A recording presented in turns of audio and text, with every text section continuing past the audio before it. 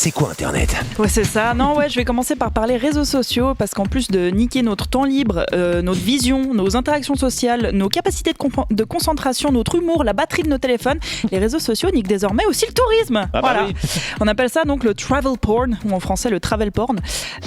Autrement dit, la fâcheuse tendance des internautes à vouloir poster le plus joli selfie devant la plus jolie vue du plus joli village du moment sur les réseaux. Résultat, les touristes qui arrivent en masse aux spots les plus instagrammables, juste le temps d'une photo, quoi.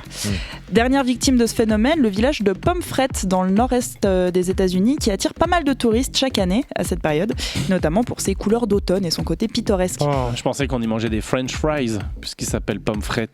Ah ouais. Voilà. Merci. Mais depuis quelques temps, les 900 habitants de ce petit village ont vu le nombre de touristes exploser, et ce à cause de la Sleepy Hollow Farm. Ouais. Ah ouais, bon, c'est beau. Hein. On voit les images, ouais. C'est vrai que c'est très automnal. Ouais, donc c'est une ferme datant du XVIIe siècle qui est devenue virale sur les réseaux sociaux au point de devenir le lieu le plus photographié de l'état du Vermont. Alors c'est vrai que c'est beau, hein, cette ferme aux murs rouges, au milieu de collines verdoyantes, surplombée par cette forêt d'érable. On se croirait dans Gilmore Girls, pour ceux qu'on la rêve. Bref, ça sent le feu de bois et le cinnamon roll à plein nez. Ouais. Mais l'envers du décor, c'est ça. Des voitures parquées tout le long du sentier, des dizaines de photographes qui n'ont pas trop de scrupules à franchir les barrières propriété privée, des foules de touristes qui prennent tous exactement la même photo avant de remonter dans le car, laissant derrière eux leurs déchets et des locaux qui n'en peuvent plus. Voilà. Car si au début les habitants de Pomfret se sont montrés plutôt accueillants, aujourd'hui le phénomène a pris une telle ampleur qu'il a fallu prendre des mesures. Ainsi, le chemin principal menant à la ferme avait d'abord été mis à sens unique en 2022. En 2023, il est devenu interdit aux non-riverains pendant la période automnale. Et comme ça n'a pas suffi, cette année, toutes les routes menant à la ferme sont désormais fermées. Ah bravo. Ouais.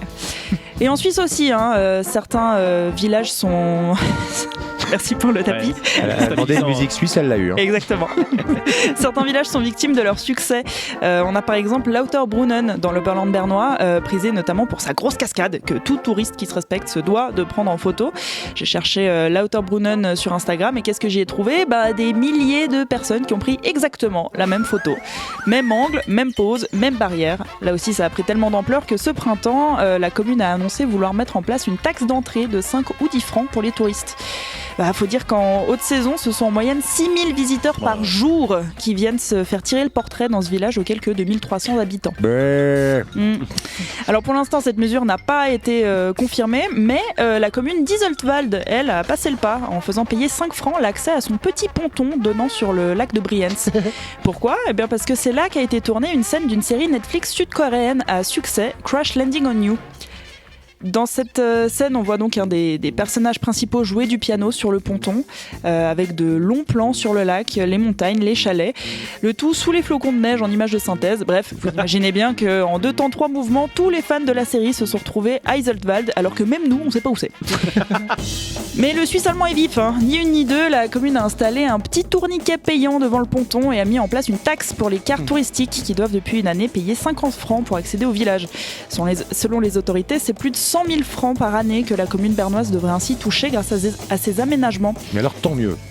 Ouais, une aubaine, pas sûre, parce que si les touristes amènent avec eux certains avantages financiers, ils entraînent aussi des coûts, notamment d'entretien. À Iseltwald, par exemple, avec ses 413 habitants permanents, disons que la voirie, elle n'était pas débordée jusqu'à maintenant. Mais depuis que 30 000 visiteurs par mois débarquent dans le village, c'est pas la même. Pareil pour les toilettes publiques ou pour les cars postaux qui ont dû élargir leur offre. Sans parler de la gêne occasionnée pour les habitants qui voient leur petit village calme devenir Disneyland du jour au lendemain.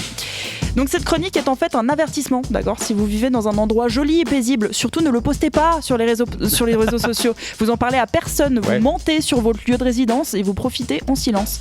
Parce qu'à tout moment, vous pouvez vous réveiller avec une attraction touristique dans le jardin.